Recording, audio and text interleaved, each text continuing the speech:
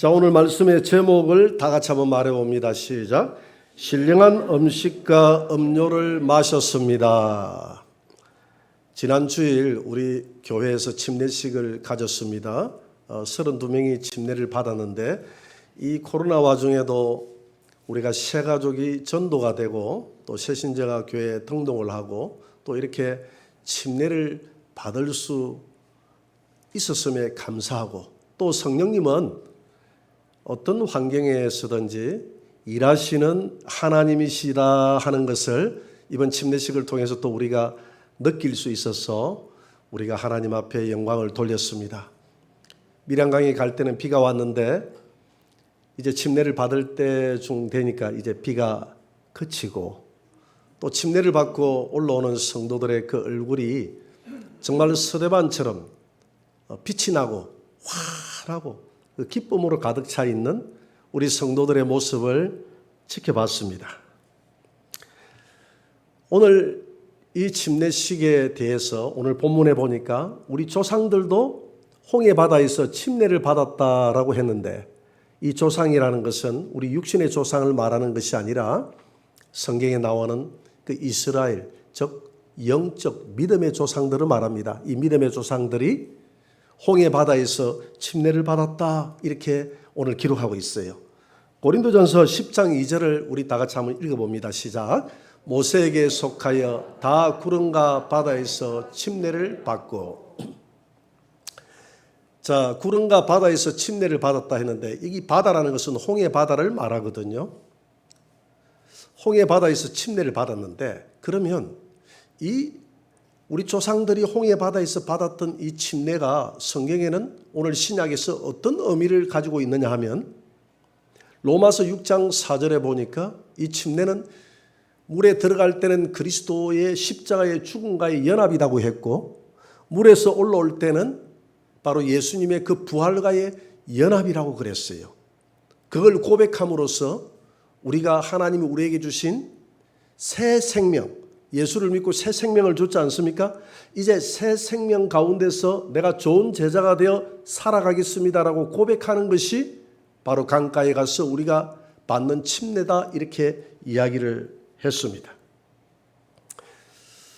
침례를 받다 보면 이렇게 제게 물어보는 성도들이 있어요. 목사님, 제가 이전에 침례 받을 때는 그 침례의 의미를 제대로 알지 못하고 침례를 받았습니다.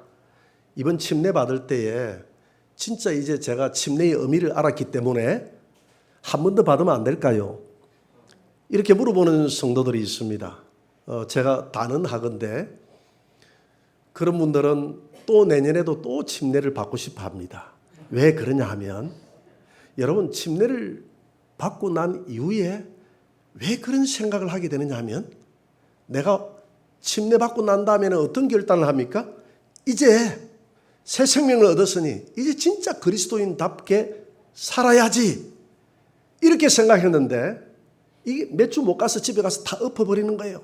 직장에 가서 다 엎어버리고 인간관계를 통해서 다 엎어버리고 그래서 내가 침례를 받고 새 생명을 얻어서 내가 이제는 하나님의 자녀처럼 살아야지라고 했던 그 결단이 1년을 돌아보니까 정말 그리스도인답게 내가 살지 못했다는 그런 자책감이 드는 거예요. 그래서 이번에는 진짜 침례받고 진짜로 살아야지. 이렇게 생각을 해서 한 번 더 기회를 준다 한다 할지라도 그 후회함은 또 찾아온다. 할렐루야. 왜 이런 후회함이 찾아오느냐면 우리 하나님이 예수님이 십자가에서 우리의 죄를 살 때에 여러분들의 죄에 대한 책임은 다 짊어지고 갔지만 우리 인간의 죄성은 0.1%도 가지고 가지 않았어요. 여러분 예수 믿고 난 다음에 여러분들의 심령 상태가 죄성이 다 사라지던가요? 여전히 그대로 있잖아요. 그렇기 때문에 죄성은 남겨뒀기 때문에 우리는 예수를 믿고 난 다음에 절제하고 다스릴 뿐이지 죄를 짓고 싶은 마음 이런 유혹 여기에서 넘어지기도 하고 쓰러지기도 하고 다시 일어나기도 하고 이런 일들을 반복하는 것이 인간이다 이 말입니다. 그래서 내가 침례를 받고 예수를 믿는 순간에 완벽하게 살아야지 하는 그런 생각들을 버려야 됩니다. 우리는 재성이 있는 사람이 어떻게 우리가 완벽하게 살아갈 수 있겠습니까? 그러나 우리가 완전하게 살아야지 하는 어떤 목표를 두고 살아가는 것은 그리스도인으로서 바람직한 목표이지만, 그러나 내가 그 목표를 두고 살아간다고 해서 여러분들이 완벽하게 우리 예수님처럼 그렇게 살아갈 수 있는 존재는 아니라는 것이죠. 왜? 예수님은 육체를 입고 왔지만은 그 안에는 죄는 없더라고 했습니다. 그런데 우리 안에는 여전히 죄를 가지고 있기 때문에 죄를 짓고 싶은 유혹과 또 죄를 지을 수밖에 없는 이런 환경들이 주어지면 죄를 짓게 되는 것이 사람이다. 침례를 통해서 다 그 이후에 없어지는 것은 아니다. 그런데 그런 아쉬움이 있으니까 다시 침례를 받고 싶은 거예요. 그런데 이런 분들을 위해서 이런 생각을 하는 분들이 있기 때문에 하나님께서 우리 예수님이 침례를 받을 수 있는 길을 또 열어뒀어요. 그게 무슨 침례입니까? 구름 아래에서의 침례. 할렐루야. 홍해 바다를 지나면서 받는 침례는 단회적인 침례지만은 돌아서서 또 홍해 바다에 들어갈 수 없잖아요. 이 침례의 행위는 단회적이지만은 이 단회적인 침례로서 끝이 나는 것이 아니라 그 다음 침례가 기다리고 있는데 그것은 구름 아래에서의 침례입니다. 그래서 이 구름 아래에서의 침례는 언제 가서 끝이 나느냐? 가나안 땅에 들어갈 때 끝나는 거예요. 그러니까 가나안은 천국의 모형이기 때문에 여러분들이 천국에 들어갈 때 그때의 이 구름 아래에서의 침례는 끝나는 것입니다. 여러분, 이 구름은 뭘 의미합니까? 구름은 하나님의 임재를 의미하잖아요. 하나님이 임재할 때는, 시내산에 임재할 때는 구름이 가득 덮었다라고 그랬어요. 이사야 6장에 보니까 6장 4절에 보니까 이사야가 하늘에 갔는데 그 구름이 하나님의 보좌를 가득 덮어서 하나님의 보좌를 볼 수 없다고 그랬습니다. 예수님이 구름을 타고 온다고 그랬어요. 구름은 하나님의 임재를 의미하는 것입니다. 하나님이 여러분들에게 어떻게 임재하십니까? 어떻게 임재하세요? 성령으로 임재하는 줄 믿으시기 바랍니다. 여러분, 성령이 여러분들 안에 찾아왔음을 믿으시기 바랍니다.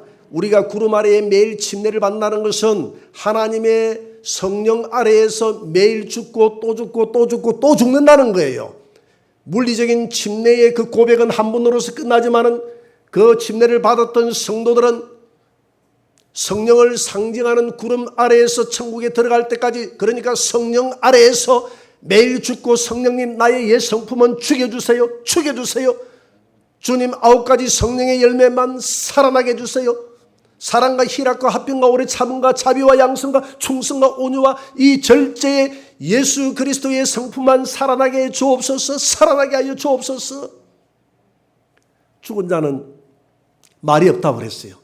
침례를 받고 죽어야 되는데 찔러보니까 꿈틀거리고 꿈틀거릴 뿐만 아니라 찌르면 너 왜 찔라고 한 대 때리는 거예요. 내 자아가 너무 살아난 겁니다. 하나님, 왜 내 자아가 살았습니까? 나는 죽었는데. 여러분, 우리가 성령 충만하면 어떤 현상이 나타납니까? 옆에 찔러도 그냥 허허예요. 성령 충만하면 누가 시험 들은 이야기해도 하나도 시험 안 들어요. 즐거워요. 성령 충만하면 봉사가 기쁨이 있어요. 성령 충만하면 무릎을 꿇고 기도하면 그 기도에 세계의 모아지경으로 빠져듭니다. 성령 충만하면 세상이 보이잖아요. 노래도 그런 노래 있잖아요. 나와 세상은 강고덥고 구속한 주만 보이도다. 이것이 나의 간정이요 이것이 나의 찬송이라. 나 사는 동안 영원토록 구주만 찬송하리로다. 아멘. 약간 개사를 했습니다.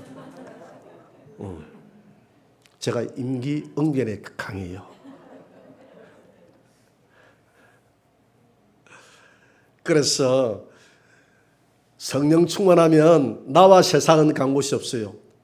하나님 나라만 생각이 납니다.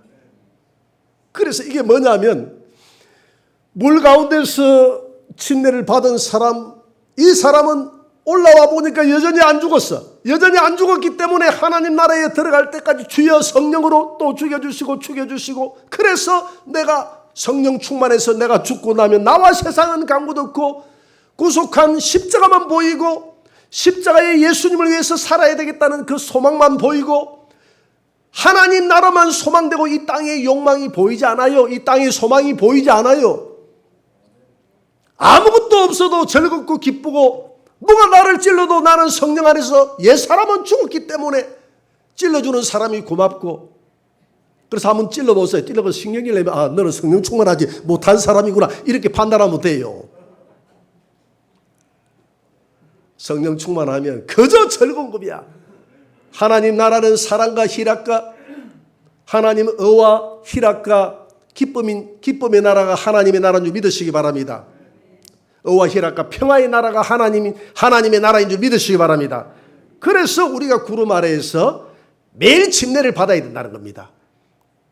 그러니까 다음번에 이제 저 밀양 강가에 가서 침례 받을 때 후회하고 부러워하지 마시고 야 내가 침례를 괜히 빨리 받았네.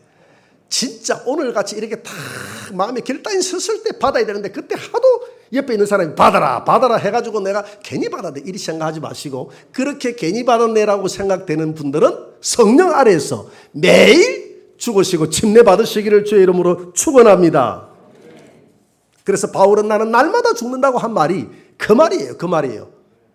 그래서 낮에는 구름 밤에는 불구름 그렇게 해서 천국 가나안 땅에 들어갈 때까지 또 죽고 또 죽는 게 우리 인간입니다. 그렇게 해서 그리스도의 장성한 분량이 충만하게 우리가 예수님의 인품을 닮아가는 그 침례가 구름 아래서의 성령 아래서의 매일 죽는 침례다. 할렐루야.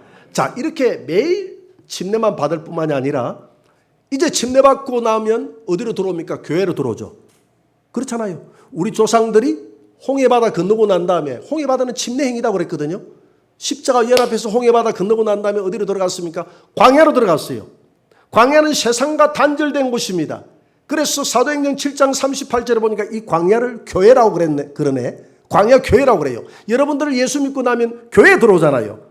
교회에 들어온 성도들은 광야에 들어간 성도들은 음식이 달라요. 광야로 들어가기 전까지는 땅에서 나는 육신의 음식을 먹었는데 이제는 어떤 음식을 먹습니까? 하늘에서 떨어지는 음식을 먹어야 되는 것입니다. 여러분 고린도전서 10장 3절을 한번 다 같이 봅니다. 시작. 다 같은 신령한 음식을 먹으며 여러분 하늘에서 내려온 그 음식은 신령한 음식입니다. 그러면 이 음식이 구체적으로 뭐냐? 출애굽기 13장 14절입니다. 다 같이 그 이슬이 마른 후에 광야 지면에 작고 둥글며 서리같이 가는 것이 있는지라. 이스라엘 자손이 보고 그것이 무엇인지 알지 못하여 서로 이르되 이것이 무엇이냐 하니 모세가 그들에게 이르되 이는 여호와께서 너희에게 주어 먹게 하신 양식이라. 지금까지는 우리가 돈 벌어서 해가지고 먹은 양식인데 광야에 들어가니까 교회에 들어가니까 이 음식은 우리가 해가 먹는 것이 아니라 우리의 노력과는 상관없이 하늘에서 떨어져서 여호와 하나님이 우리에게 주어 먹게 하시는 양식이다 이 말입니다. 이게 바로 만나라고 그랬어요. 그래서 예수님이 이 땅에 왔을 때 유대인들이 예수님에게 그럽니다. 네가 하나님의 아들이냐? 그렇다. 네가 하나님의 아들이라면 모세 정도는 돼야 되지 않겠느냐? 그 모세가 어떻게 했는데? 모세는 하늘에서 40년 동안 만나를 떨어뜨려서 먹게 했어. 너가 하나님의 아들이라면 모세는 하나님의 아들이 아님에도 불구하고 만나를 내리게 해서 먹겠는데 최소한 네가 하나님의 아들이라면 이 정도는 해야 우리가 인정하지 않겠니? 이렇게 물어보니까 예수님이 뭐라고 답변을 합니까? 요한복음 6장 51절에서 이렇게 답변을 합니다. 다 같이 나는 하늘에서 내려온 살아있는 떡이니 사람이 이 떡을 먹으면 영생하리라. 내가 줄 떡은 곧 세상의 생명을 위한 내 살이니라 하시니라. 예수님의 답변이 그래 모세를 통해서 광야에 있던 사람들이 하늘에서 내려온 만나를 먹었느냐? 그렇다. 그 만나가 바로 나다. 그 만나의 실상이 약속이 나다. 내가 그 만나의 약속으로 나는 하늘에서 내려온 산떡이다. 내 떡을 먹어라.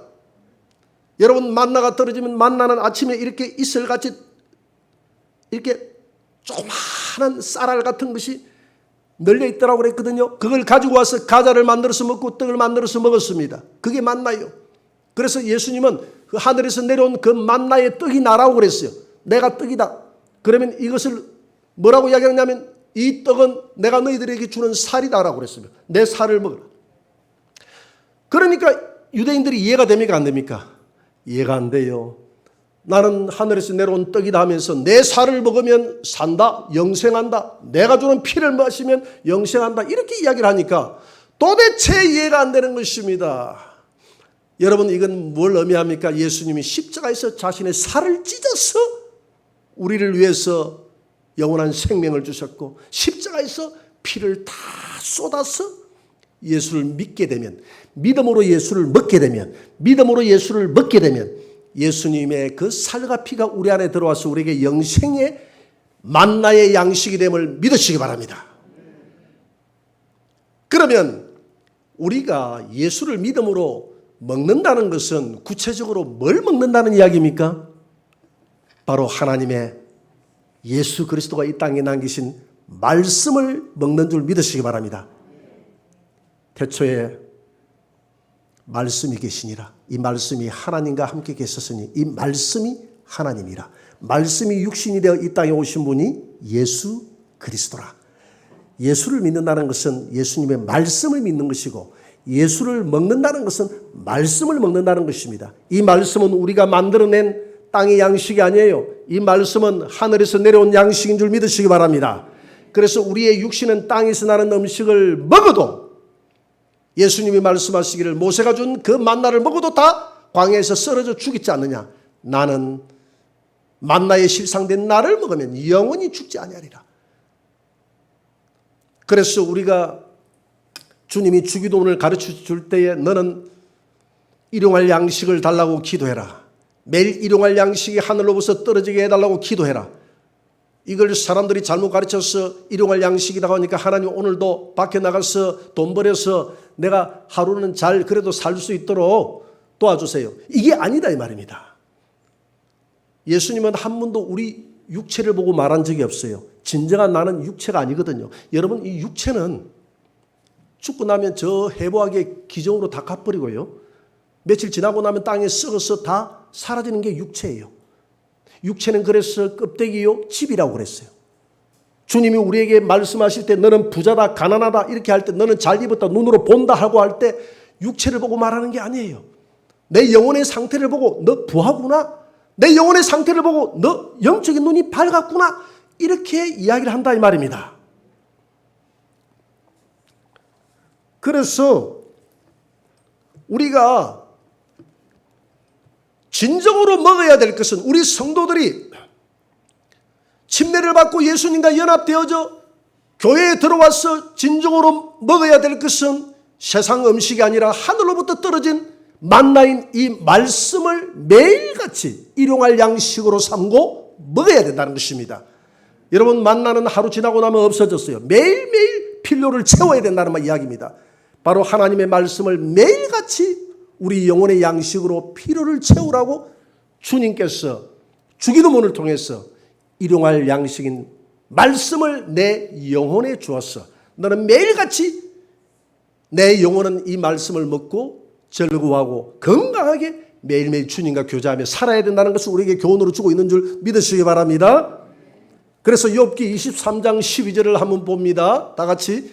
내가 그의 입술의 명령을 어기지 아니하고 정한 음식보다 그 입의 말씀을 귀하게 여겼도다. 이게 누구의 고백입니까? 욥의 고백 아닙니까? 욥은 육신이 병들고 고통스럽고 환난 가운데서 이런 가운데 있으면 우리는 다 모든 하나님과의 교제를 끊어버리고 그냥 침상에 누워 있는데 욥은 그런 상태에서도 내가 땅의 음식은 끊어버릴지라도 내 영혼의 양식인 하나님의 말씀을 귀히 여기고 내가 매일같이 하나님의 말씀을 일정한 내 육신의 음식을 먹음같이 하나님의 말씀을 먹었도다. 욥이 가장 좋을 때 하는 고백이 아니라 욥이 가장 고통스러울 때 욥이 하는 고백이었어요. 욥과 우리의 차이점이 거기에 있는 것입니다. 여러분들이 욥 정도 이렇게 아파트로 누워 있으면 그 성경 좀 가지고 오거라. 이 말이 나옵니까? 그 성경 좀 틀어봐라 하면 내가 보지를 못할지라도 드라마 바이블을 통해서 그 성경 말씀이라도 듣고 싶다.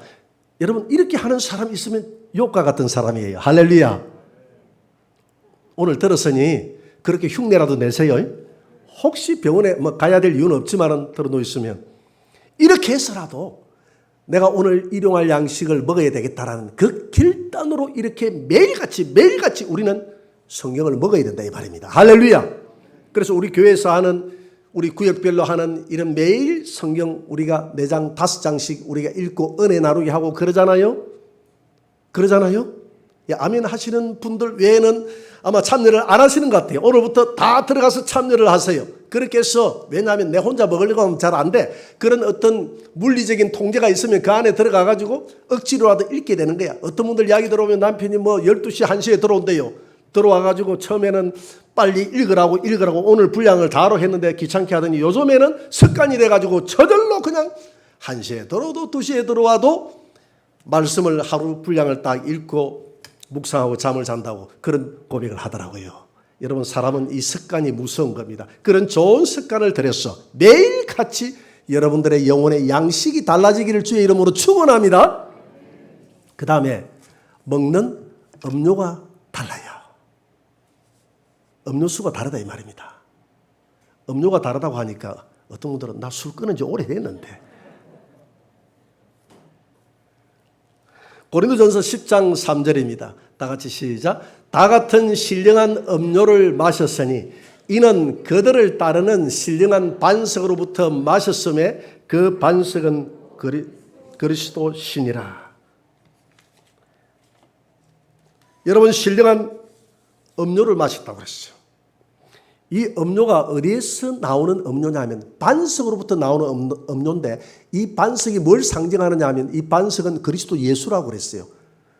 그러면 구약의 광야에서 성도들이 반석에서 나는 신령한 물을 마셨다는 것은 장차 이 땅에 오실 예수님으로부터 나오실 그 성령의 물을 지속적으로 마셨다는 이야기가 됩니다. 이 반석에서 물이 어떻게 터졌을까요? 어떤 과정을 거쳐서 이 반석에서 물이 콸콸 터졌느냐 이 말입니다. 출애굽기 17장 6절의 말씀을 한번 봅니다. 다 같이.